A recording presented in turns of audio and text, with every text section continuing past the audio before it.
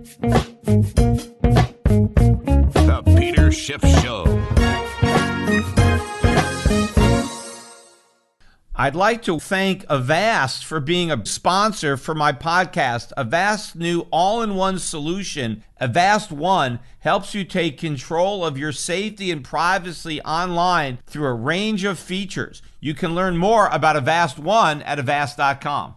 The first day of the fourth quarter got off to a positive start with all of the major stock market indexes finishing higher. The biggest gainer was the Russell 2000. That index had suffered more in the pullback, up 1.7% on the day, followed by the Dow, which gained 482 points, recovering most of yesterday's 500-plus point sell-off. The weakest of the indexes was the NASDAQ. It was up about 0.67%, although the NASDAQ broke a 4-day losing streak. So Friday was the only day of the week where the NASDAQ closed positive. But the catalyst for the rally was an announcement that came out before the open by Merck that they were getting fast-tracked for approval of a very promising antiviral medication for COVID. This is medication that is given to people who have already contracted COVID. So it's not a vaccine or something designed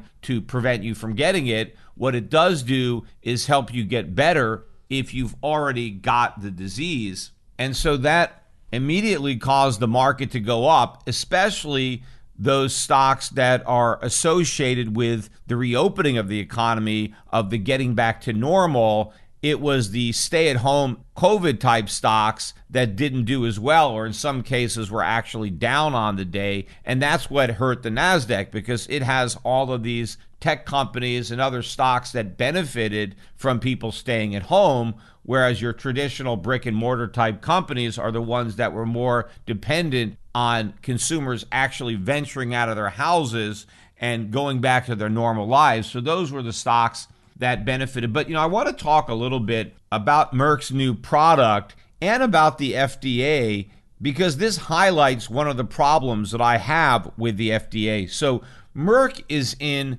the phase 3 trial of this new drug. And what the phase 3 trials involve, if you don't know, is random double-blind experiments to prove to the FDA that the drug works. So they're not really looking so much as safety. They pretty much already have concluded that the drug is safe by the time it gets to these stage 3 trials. What they're trying to show is efficacy. And I've always said that I don't believe that these trials should be necessary, that efficacy should be left to the market, not to the government, meaning that to the extent that you're going to have an FDA at all, and I'm not a big fan of an FDA under any circumstances, but if you're going to have one, at least confine it to the more narrow mission of making sure that if a new drug comes to the market, it's not harmful. And in fact, that was the original mission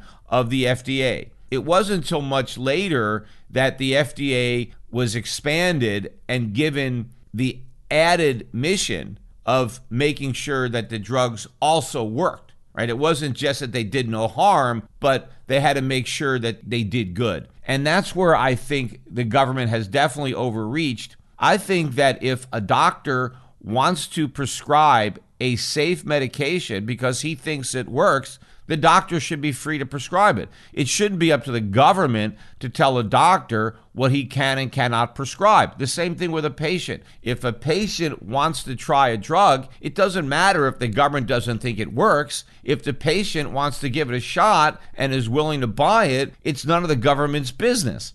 Now, looking at this particular drug in this phase 3, and if you don't understand, again, what the process entails, it is a random double-blind experiment. And what that means is you have two groups of people. You have a control group, and then you have another group. And the control group would be given a placebo, right? So they're just getting a sugar pill. There's nothing there. And then the other group, the test group, is given the actual drug. And the reason it's random and double-blind is because neither the recipients nor the doctors administering the medicine have any idea whether or not the person is being given the actual drug or is being given the placebo. And so the early results from Merck showed that the people who were given the actual drug were hospitalized at a rate that was 50% below the rate of hospitalization for the people who got the placebo. And maybe even more important, none of the people who actually got the real drug died, whereas 8 patients who were given the placebo, they died. And so based on how strong these early results were, the government is saying, okay, let's fast track this drug. We want to get this therapeutic on the market because it's saving lives. What I want to point out is that why were these 8 patients sacrificed? If this drug really works, why was Merck forced to give these potentially terminally ill patients a placebo? Why are we treating human beings like lab rats? I mean, I can understand if it's not a terminal disease. If you're trying to look for, let's say, a cure for arthritis, okay, no problem, random double blind, give some people a placebo, because if their arthritis doesn't go away, they're still alive.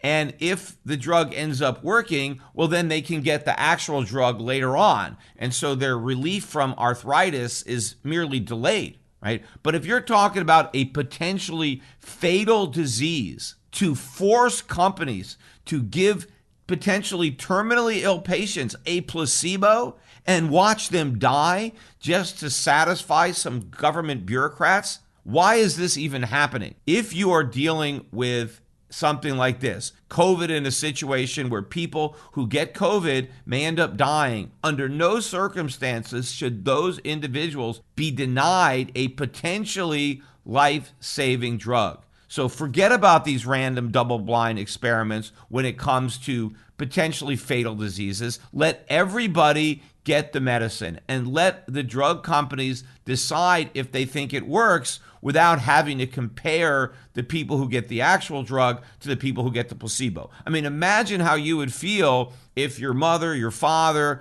was put into this group and they were one of the 8 people who died. And now you know, had they actually been given the real drug that the doctors had in their hand, had they got that drug, your parents would now be alive. But because they were lab rats in an experiment, they had to die. This is what the United States government is doing to American citizens. And of course, these random double-blind experiments cost a fortune. It is a very expensive, probably the most expensive part of the approval process. And so it runs up the cost of the drug. So let's completely abolish the need for doing this. As long as the drug doesn't hurt you, then let it go on the market. Let the free market work.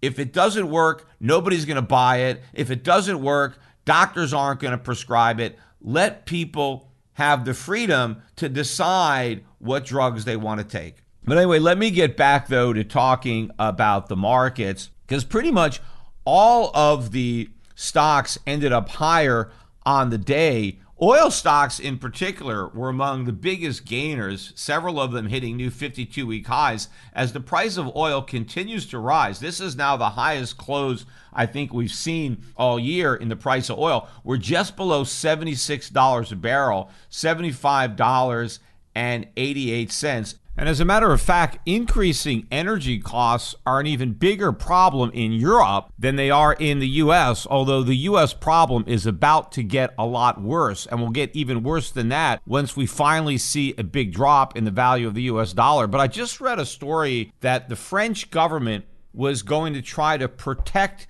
its consumers from increasing natural gas, electricity costs. They're doing all sorts of things to keep prices from moving up even higher. I think they may be delaying certain tax hikes that were already built into the budget for energy, or maybe they're going to roll back some existing hikes. I'm not really sure what type of price controls this might involve, or some kind of subsidies where the French government pays money directly to utilities or other providers so that the costs are not directly borne by the consumer. But of course, all of this is counterproductive and politically motivated because the elections are coming up. And so the French government doesn't want voters to be pissed off about their rising electric bills. But the reality is, if the government doesn't cut back on its spending, so if it simply delays or reduces taxes on energy,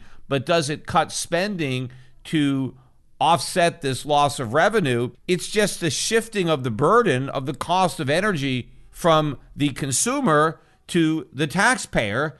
And the same thing would be true if the government directly reimbursed companies for their costs to keep them from raising prices, since in many cases, the taxpayer and the energy consumer are the same person. All that's happening is that the government is giving you money with one hand and then taking it away from you with the other, except maybe you don't notice the government's hand in your back pocket as it's putting money into your front pocket. Of course, there are going to be some people in France who don't pay taxes if they're on welfare, and so all they do is pay the energy bill, in which case the taxpayer is actually on the hook for more, because not only does he have to pay the cost of his own increased energy bill, albeit in the form of higher taxes, but he has to pay even higher taxes to cover the cost of somebody else's energy bill that is not paying taxes. But the bigger problem with what the French government is trying to do is that it will actually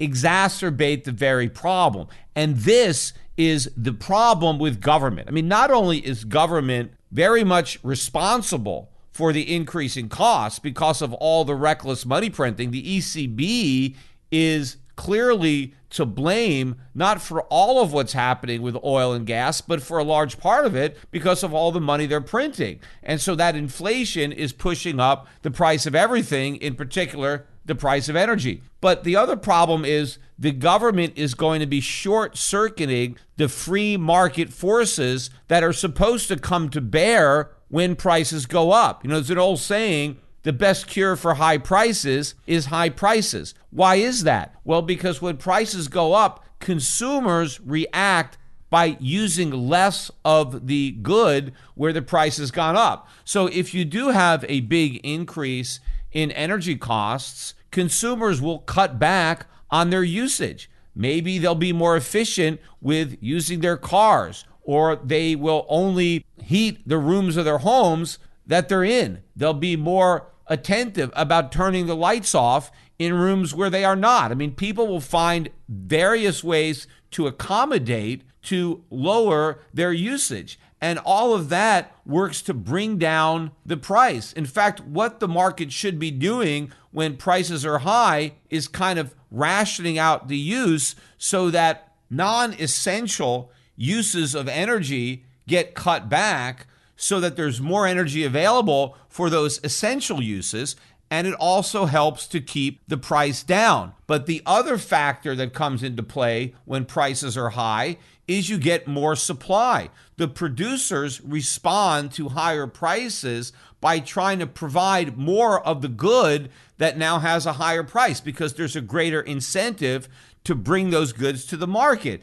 And maybe there's a greater incentive to invest money in increasing capacity in order to achieve this. And maybe because prices are higher, certain efforts that may not have been profitable at the lower price are profitable at the higher price. So higher prices results in two important things that help bring prices back down. You get less demand from consumers, you get more supply from producers, and that exerts a twofold impact on price. That helps bring the price down, which is exactly what you should want. But when the government short circuits that from happening, if they try to insulate consumers from the increased prices, then they don't reduce their demand. If you insulate producers from increased prices, they don't increase their supply. So what the government is effectively doing for political purposes is driving energy prices even higher. So by trying to solve the problem, they make it worse. They claim to be putting out a fire, but instead they're throwing gasoline on the fire. And this is exactly what government does. And of course, as the problem gets much worse, what will the politicians in France do? They'll blame the free market. They'll blame capitalism. And of course, the solution will be more of the same misguided programs that not only created the problem in the first place, but then made that very problem much worse. And of course, all of this means that the pressure on consumer prices is going to continue. But none of that benefiting gold stocks or silver stocks on the day, despite the fact that gold and silver prices were up. I mean, gold wasn't up a lot, maybe about $4, but building on yesterday's $30 gain, gold back at 1761, not a bad close. Silver up 36 cents, back above 22.50. I think it settled at 22.53. But despite the fact that the stock market in general was higher and the price of the gold and silver that the mining companies are mining was higher, these stocks still went down. And I think one of the reasons for the negativity, again, has to do with the massive pumping going on right now among the Bitcoin and the crypto community, and everybody coalescing around the idea that Bitcoin or other cryptos have replaced gold. And even though there's actually no evidence of that in gold itself, I think a lot of people who might otherwise be buying gold mining stocks, maybe they're doing something else with their money because they're believing this false narrative that Bitcoin has replaced gold. In fact, in a recent interview with Chamath Palihapitiya, Chamath stated emphatically that Bitcoin has already replaced gold. And CNBC, ever since that statement came out, they've been running and rerunning that clip constantly throughout the day, showing Chamath proclaiming that Bitcoin has already replaced gold. Not that he believes that it will replace gold in the future, but that it's already replaced gold, which is such a laughable statement to make. It's obvious that Bitcoin hasn't replaced gold at all. So why does CNBC have that clip like on a constant loop on its network? Because obviously this is exactly the type of nonsense that their advertisers want out there, because the biggest advertisers on CNBC are cryptocurrency companies, Grayscale being number one. In fact, they have special segments now brought to you by their sponsors that are crypto companies. I mean, it's nonstop coverage of the crypto market. And so when they get a video clip with a guy like Chamath lying and saying that Bitcoin has already replaced gold, that's exactly what the CNBC advertisers want. That's the content that they want the viewers exposed to so that they'll be more likely to buy Bitcoin or other cryptocurrencies as a result of all the ads that are being run on CNBC. But getting to the issue of Bitcoin having replaced gold, how can it possibly replace gold? Gold is a conservative, low volatility store of value. People buying gold are looking to preserve wealth and have a hedge against inflation. That is not why people are buying Bitcoin. Bitcoin is a highly volatile, extremely speculative asset. People are not buying Bitcoin to preserve anything. People are buying Bitcoin because they think they're going to get rich. It's their ticket to becoming a millionaire. So Bitcoin is actually the antithesis of gold, right? The mirror image, highly volatile speculative asset that people buy to get rich. Gold, very stable store of value that people buy to stay rich. If you're already rich and you don't want to go broke, you can protect your wealth with gold. People are not protecting wealth with Bitcoin. People are looking to amass wealth with Bitcoin. So there is no evidence that Bitcoin has replaced gold as a store of value or as a safe haven. I mean, first of all, look at central banks. Have any central banks sold any of their gold to buy Bitcoin? No, there is not a single central bank other than, I don't know what's going on in El Salvador. They don't really have a central bank because they don't even have their own currency. But of all the real central banks that are out there in the world that have gold reserves, none of those central banks have replaced even 1 ounce of their gold reserves with a Satoshi. So to say that Bitcoin has already replaced gold is nonsense, because it hasn't replaced gold as a reserve asset for central banks. But also, in general, investors that have been buying gold as a store of value or as a safe haven, they continue to hold gold for that reason.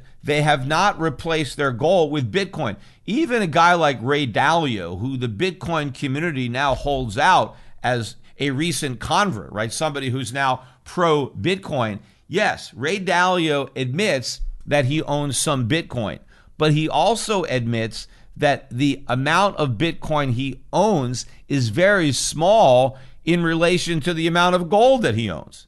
And he also claims that the amount of gold that he owns is very small in relation to all of the other assets that he owns. So gold is a small portion of Ray Dalio's portfolio, but Bitcoin is a tiny portion of the gold portion of Dalio's portfolio. So it doesn't seem like Ray Dalio has replaced his gold with Bitcoin. It seems that he's just gambling and he bought a little Bitcoin. In fact, in a more recent interview, Dalio was asked a question about, well, if you could only buy one, which would you buy? And so he responded, well, I guess if you put a gun to my head and said, hey, you can only buy gold or Bitcoin, he said, under those circumstances, I would choose gold. Well, clearly, if he would choose gold over Bitcoin, Bitcoin has not replaced gold. Nowhere has Bitcoin replaced gold except in the mind of Chamath Palihapitiya and maybe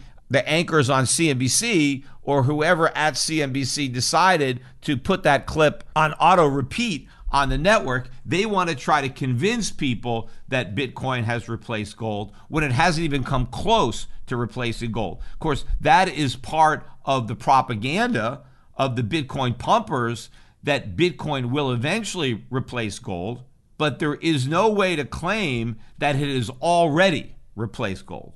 And of course, the one place where it is completely impossible for Bitcoin to ever replace gold is in its use as a metal. You can't replace gold with Bitcoin for jewelry. You can't replace it with consumer electronics. Bitcoin may require a lot of electricity to produce, but once it's produced, it doesn't conduct any electricity. So there is no way to substitute Bitcoin for gold in electronics or aerospace or dentistry or any of the real world applications for gold, which, by the way, it is those properties, it is gold's utility as a metal and all of the unique properties that gold has that other metals do not possess. That is ultimately the source of gold's value. But since Bitcoin doesn't possess any of those qualities, there is no source to its value other than the perception in the market. In other words,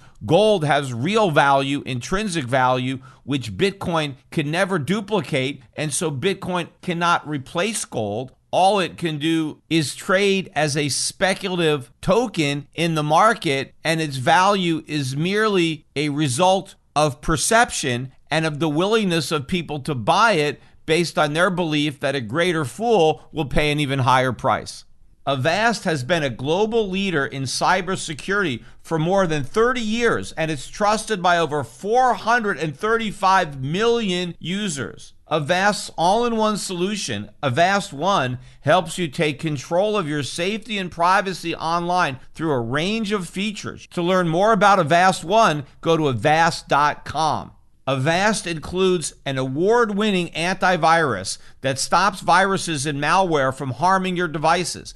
It also provides data breach monitoring. This enables you to find out if your online accounts have been compromised and whether or not you need to change your password. Also, it provides firewall protection to keep your personal information secure and prevent attacks that seek to access your computer or steal your data. Also, ransomware protection. Avast secures your personal photos, documents, and other files and protects them from being modified, deleted, or encrypted by ransomware attacks. In fact, it even increases the speed of your PC by optimizing the background activity of your apps. In fact, I've been using Avast for years myself which is why I was particularly happy to take them on as a new sponsor. Avast prevents over 1.5 billion attacks every month, and with Avast One, you can confidently take control of your online world without worrying about viruses, phishing attacks, ransomware, hacking attempts, or other cyber crimes. Learn more about Avast One at avast.com. We got a lot of economic data, too, that came out on Friday. One in particular that I want to talk about is the consumer sentiment number, which in August was much lower than expected. It was all the way down at 71. And so there was an anticipated rebound, and we got a rebound. We're at 72.8. That is still a relatively low level for this number to be. And the main reason that consumers are in such a pessimistic mood has to do with the increasing cost of all the stuff that they're consuming.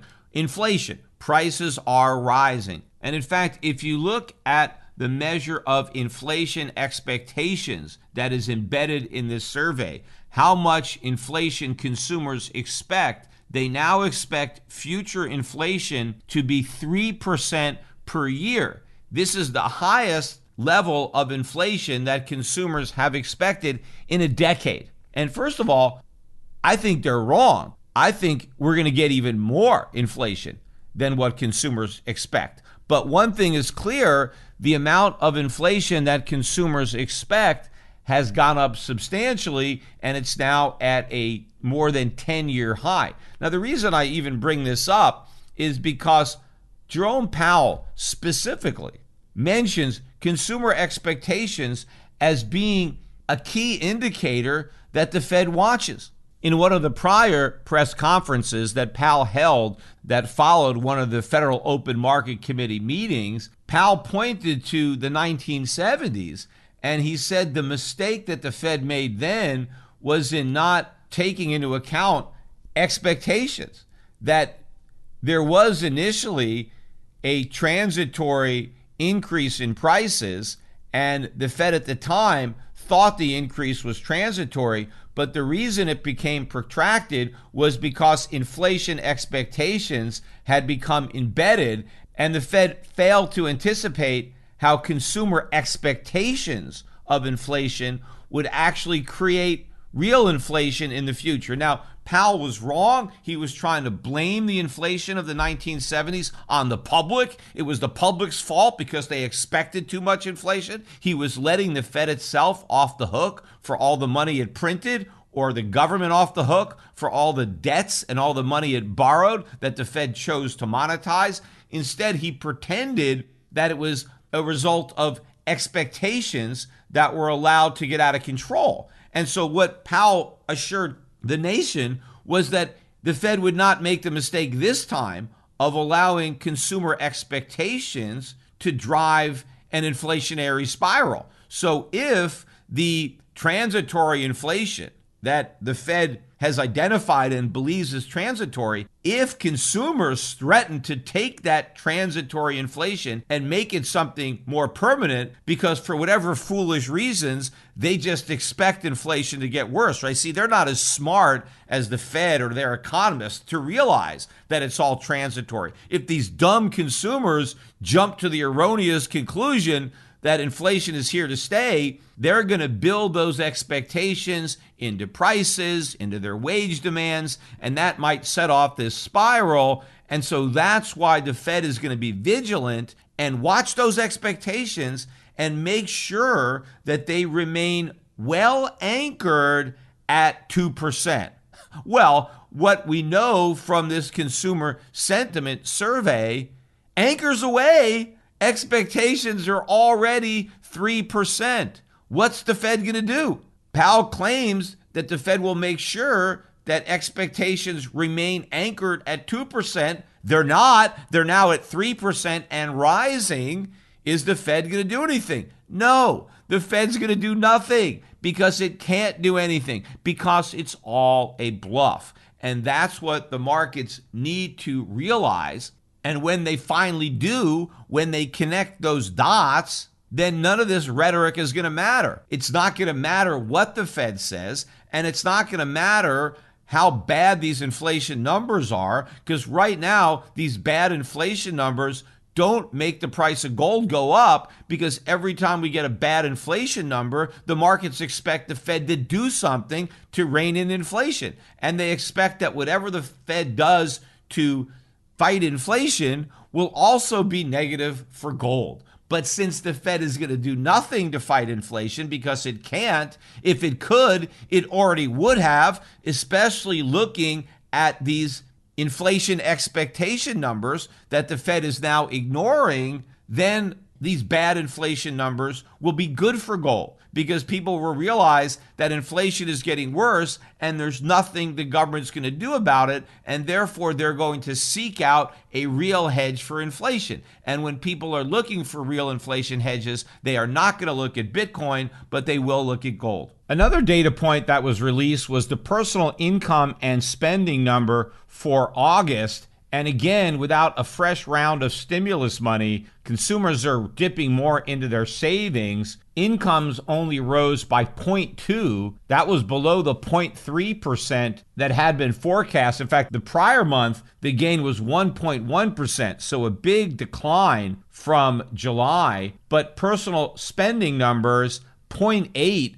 That was actually higher than the 0.6% that was expected, although the prior month's increase of 0.3 was reduced to a decline of 0.1, but still spending up 0.8, income only up 0.6, a big drop in the savings rate in order to make that possible. But look at the inflation numbers. The core PCE, the Personal Consumption Expenditure Index, look at the PCE, the Personal Consumption Expenditure Index. The year-over-year gain was 4.3%. That is a tick above the 4.2% that it was the prior month. In fact, the expectations was for that number to hold at 4.2. But you have to remember that the Personal Consumption Expenditure Index is the Fed's preferred inflation measure. They look at this number far more than they look at the CPI, because in general, it is lower than the CPI because it's even more rigged than the CPI when it comes to things like substitution or hedonics.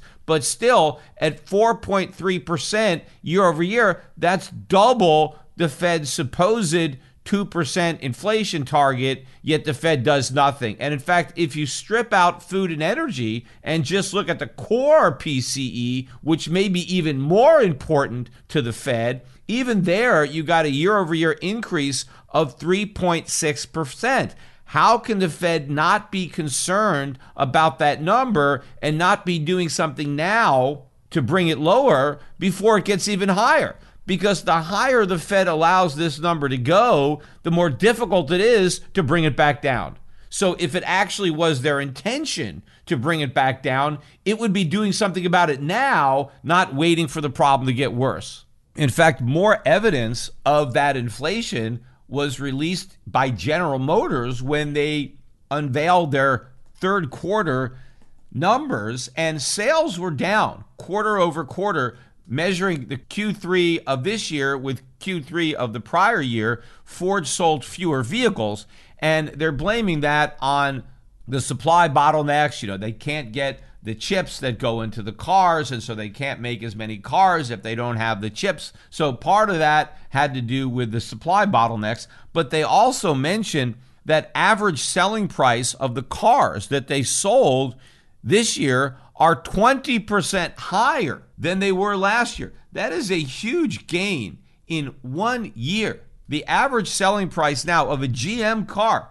$47,467. I mean, we're not talking about BMW or Mercedes. We're talking about GM cars, $47,467. I mean, if we have another 20% increase this year, you're going to be looking at $57,000 to buy a GM car. Now, obviously, there could be a slight difference in the type of cars that were sold this year versus a year ago, so it may not be a total 20% increase if you measured apples to apples, but I'm sure the increase is still very substantial. Even if it's not 20% on an apples to apples comparison, maybe it's 15%. Whatever it is, it's much higher than the 2% that the Fed claims its target is, or slightly above 2%. You're talking 20%, that's 10 times the 2% number, and the Fed's doing nothing about it. And what's also interesting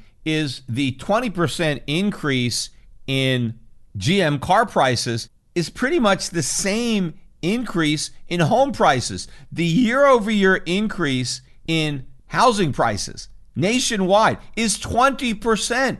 The price of homes are 20% higher than they were a year ago. What's driving that? Obviously, a lot of that has to do with inflation, but also I think some of it has to do with the return of home flipping, where people are buying houses not because they want to live in them, but because they want to flip them. And in fact, home flipping is not just a mom and pop hobby. It's not that you just have individuals buying, fixing up, and flipping homes. It's now been institutionalized. There are a lot of companies that are doing it.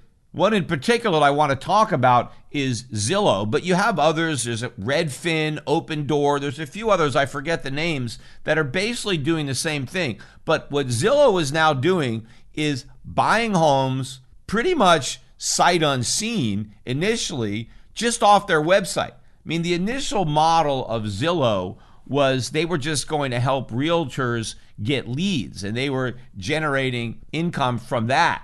But now most of the income that Zillow makes is from flipping homes. Basically what they do is they allow people to sell their homes online. They basically, they upload some photographs of the homes, and then based on their own market research, right, they have all the data on comparable sales in that particular zip code, and you tell them how many square feet you have, how many bedrooms, how many bathrooms, whatever it is, and then they come back and they give you an offer, and if you accept the offer, then I think they have a local inspector come by just to make sure that the pictures are legitimate, right, that the house is what you claimed, and then if everything checks out, they buy the house. And I was reading on the internet about what Zillow is doing, and they're not trying to buy the classic fixer-upper. They're not looking to buy a house that needs a lot of work and then do all the work and then flip it for a higher price.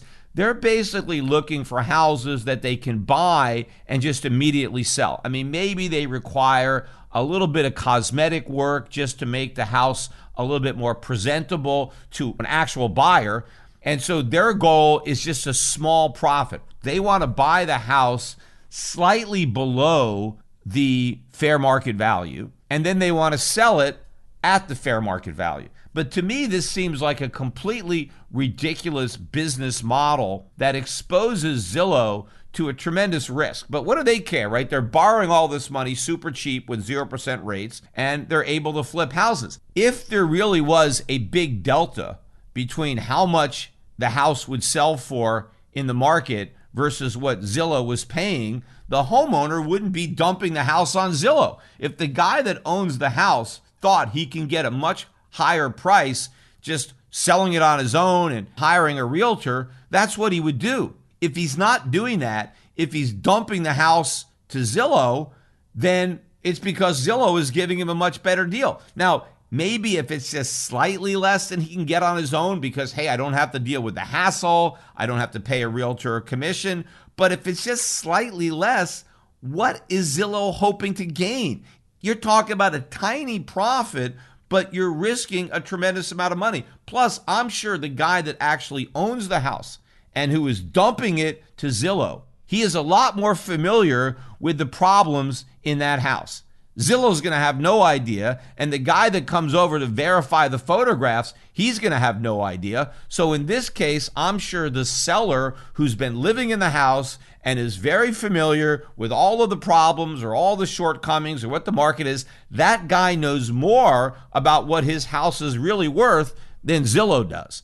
And so he's probably getting a good price. Zillow is probably overpaying for most of these houses. But also, I think what's going on when you have so many businesses that are buying houses to flip them, I think it really exaggerates the sales numbers, because I don't think these should qualify as sales, but they are, because when Zillow buys a house, it counts as a sale because Zillow is the buyer. So all of these home sale numbers are being inflated by the number of homes that Zillow or Redfin or Open Door or these other companies are buying. But they shouldn't really count as sales because they're not really sales. Because a real sale is when somebody sells a house to another person who is really buying the house, and now they're going to live in the house. And so that house is no longer for sale. It's no longer on the market because it's been sold. But when Zillow buys a house, it's not buying the house to live in it.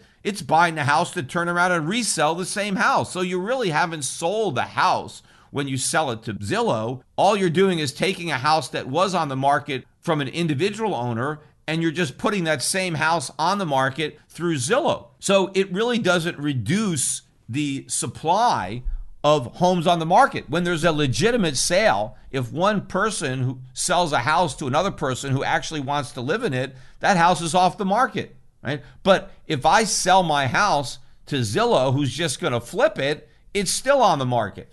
And at least when mom and pop was buying a house and flipping it, they were adding value. What they were doing is finding a home that nobody really wanted to buy in the market because it just didn't present right, because it had a lot of problems. And what they would do is they would get a bargain on that house. They buy the house that nobody wants because they have the vision and the skills to make the improvements in a cost-effective way so that they can fix that house up and then sell it at a higher price.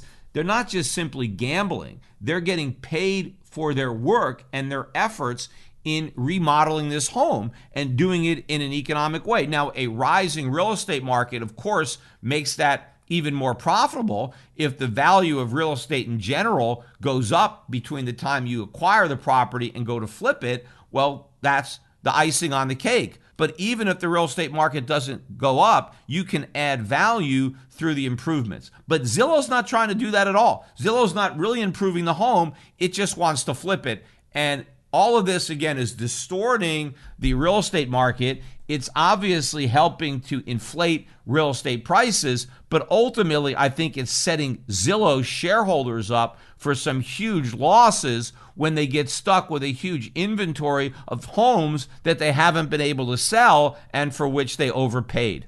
But since I've been speaking about prices going up for things like automobiles or homes, I want to finish up the podcast, though, by speaking about the one thing where prices seem to always go up, and they go up by more than anything else, and that's college tuition and education. Because there was a story in the news this week about Navient basically exiting the student loan business and selling off all of the student loans that it was servicing to another company. And I don't really want to talk so much about Navient's exit from this business. I want to talk about Elizabeth Warren's response to the news. First, let me read the quote from Elizabeth Warren. Navient has spent decades misleading, cheating, and abusing student borrowers. The federal student loan program will be far better off without them. Ultimately, the student loan system is broken. The only way to guarantee that borrowers do not face the same predatory behavior from Navient's replacement is to cancel student debt so that no borrower's future is held hostage by corporations profiting off their financial distress. All right, so there's a lot to unpack here. First of all, maybe Elizabeth Warren doesn't remember this, but Navient only exists because of the U.S. government. The U.S. government created its predecessor, Sallie Mae, back in 1973 as a government-sponsored enterprise. That's where Navient came from. It spun off of Sallie Mae. So the government created it. So if it has been abusing students, if it's been doing all of this bad stuff, it's the government that is to blame because this is a government creation. That's number one. But number two, when you're talking about profiting off of the financial distress of students, why are these students in financial distress in the first place? It's because they're drowning in student debt. Okay, well, why do they have all this student debt? That's because of the government. If it wasn't for the government and their guaranteed student loan program and now their direct student loan program, these students wouldn't have all this debt. So the reason they are in such financial distress is because of the government. Now, Elizabeth Warren is upset that a private corporation that was created by the government to service the loans that wouldn't exist but for the government, she's upset that they're making a profit off of the financial distress of the borrowers without accepting responsibility for putting those borrowers in financial distress in the first place. If it wasn't for these student loans, the students wouldn't have the debt. Nobody would lend them money. If you're 18, 19 years old, especially if you're going for a liberal arts degree, what bank is going to lend a student money? Nobody. The only reason these loans are made is because they are guaranteed by the government. Because then it's not like you're loaning money to the student, you're loaning money to the government. That's why the loans are there. And also the government has made it so that student loans are not dischargeable in bankruptcy. I've never agreed to that. I think that all debt should be dischargeable in bankruptcy, but I don't think the government should guarantee any debt. So I think that to the extent that a student wants to borrow money, he needs to convince a lender to loan him the money based on his own creditworthiness, and the lender has to take the risk that that student may file for bankruptcy, which of course no reasonable lender would ever do. So, but for the government, students would not be able to borrow money to go to college. Now, what would that mean? Would that mean that nobody would go to college? Of course not. People went to college long before they had government student loans. The difference was it didn't cost them an arm and a leg. College tuition was much lower before the government got involved in the student loan business. So if the student loans weren't there, the colleges would then be under competitive pressure to cut costs because they need their customers, the students, to be able to afford to buy their product. If they can't buy the product, then they're not going to have any sales. Now, right now, the students can afford to buy the products because the government supplies the money through the loan program. So no need to be efficient, no need to try to cut costs. But if the students can't borrow all of that money, well, then the free market is going to function and colleges are going to do whatever they can to lower their costs so they can make their product affordable, which was exactly the way it was before the government got involved and screwed the whole thing up. Now, I've talked about this in the past, but I know I have, a lot of new listeners that may not have heard my comments on the topic. So I'll go over it again here. But once upon a time in America, nobody borrowed money to go to college. My father was a graduate of UConn, and he didn't have any student loans, and his parents didn't have any money to pay for college. So how did my dad afford to go? Well, he did what all of his friends did. He worked his way through college. And that was a common expression. I'm working my way through college. That's what Americans did. If their parents didn't have the money to send them to college, they worked their way through. And what did my father do? He had a summer job as a waiter. He didn't even work during the school year. He just worked over the summers. And the money he earned over the summer was enough to cover all of his college tuition. So when my father graduated from UConn, he had no debt. Now, what happened, I think a lot of politicians were able to get the votes of students by promising loans. And I think one of the reasons they were able to do that is they were telling the students, hey, why should you have to work your way through college? Why should you have to waste your summer waiting tables? Go out and have fun. We'll let you borrow the money. And then when you get a job after you graduate and you're making even more money, you can pay off the loans later on so that you can enjoy your summers now while you're young, have fun. Why take some crappy waiter job? Wait until you get your college degree and then you get a really good high-paying job, and then you can pay off your loans with your higher salaries. And that was kind of what the students were promised in exchange for their votes.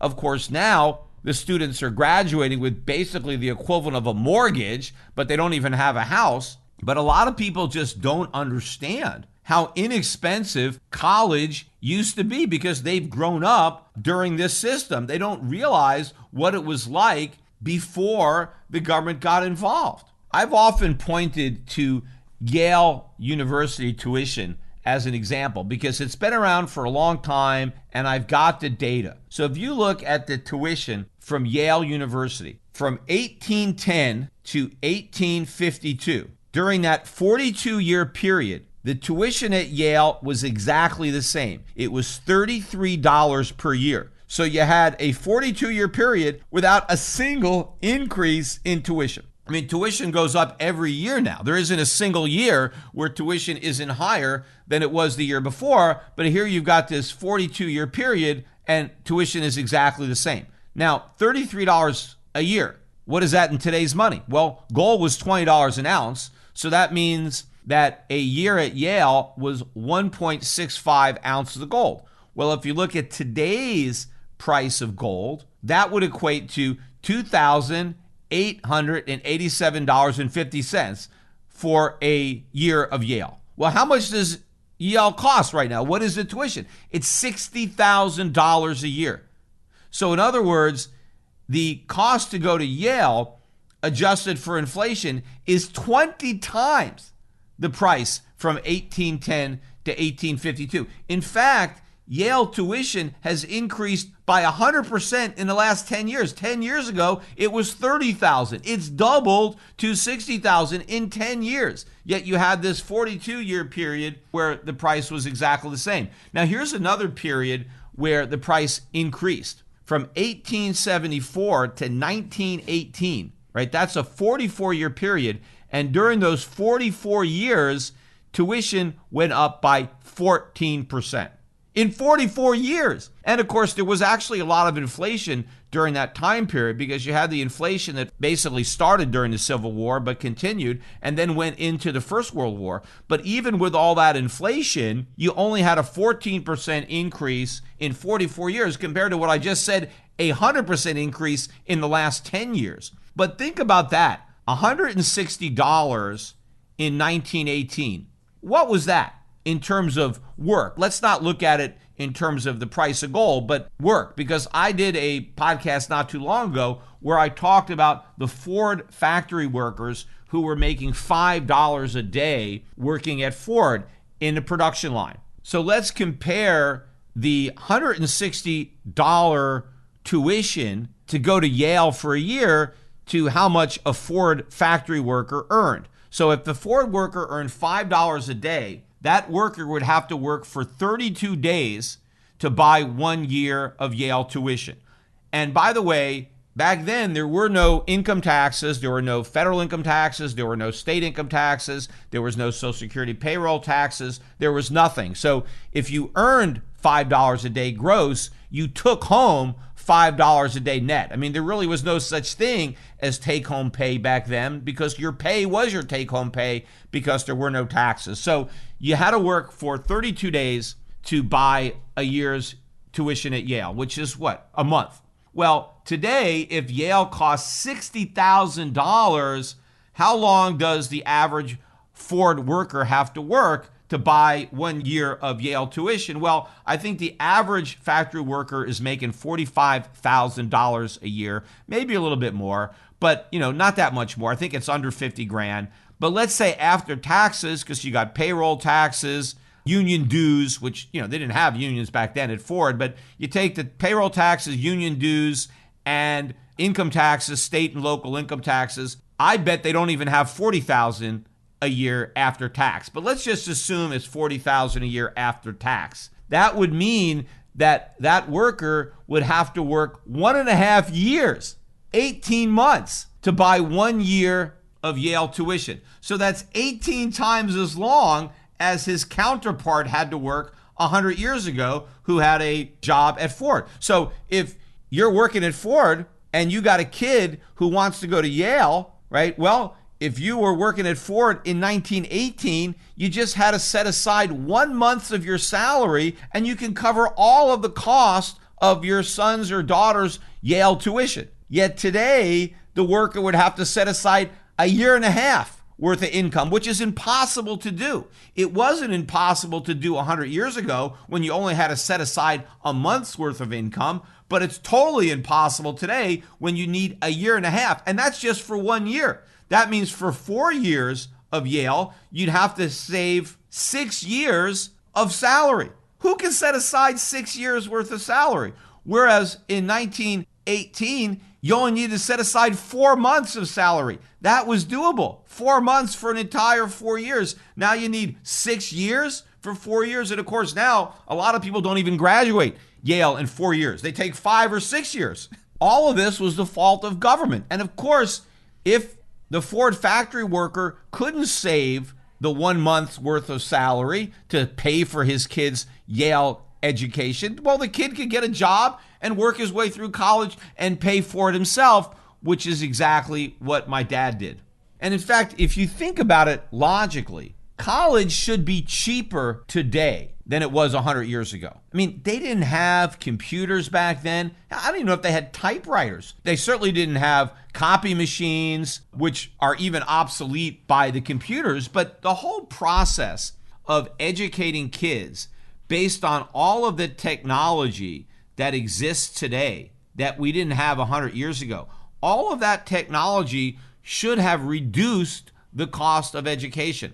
But another thing that really should have reduced the cost of education is economies of scale. Far more people are going to college today than went to college 100 years ago. The classroom sizes are much bigger. So you have a lot more students for every professor. And so based on that, based on the economies of scale, if you have so many more customers than you used to have, on a per person basis, the cost should be much lower. In other words, it should cost a lot less based on improvements in technology that make the whole process more efficient and massive increases in economies of scale. All of this should be bringing down the cost per pupil. But instead of costs going down, they have skyrocketed. Why? There is only one explanation for this, and this is the government's involvement in the process. If the government had stayed out,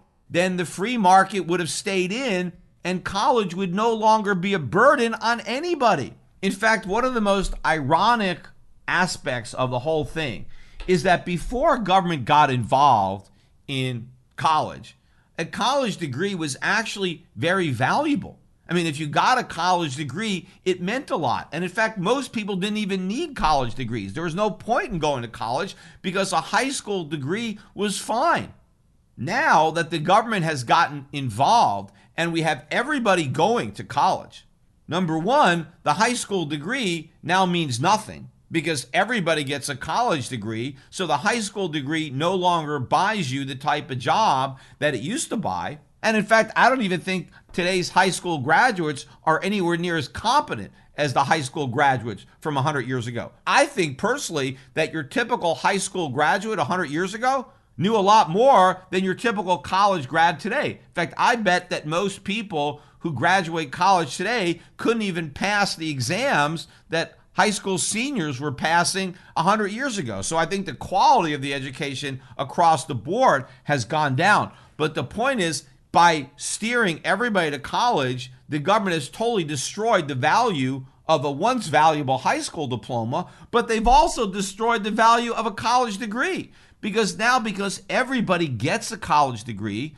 the college degree no longer distinguishes you from the crowd the way it once did. So now, if you really want to distinguish yourself and stand out, you can't just get a college degree. Now you need a master's degree. Now you need a doctorate. And look how much money people are borrowing to buy those degrees, and how many more years they're not in the workforce, how many more years they have to waste in school to get an advanced degree because the government made the normal 4-year college bachelor's degree worthless. So think about this. The government has increased the cost of a college degree almost 20-fold, basically, from where it was. So they're extremely expensive to get, but in the same process, They have completely destroyed the value. So now they're really expensive to buy, but practically worthless to anybody who actually buys them. That's government for you. That's what this government has managed to achieve when it comes to higher education.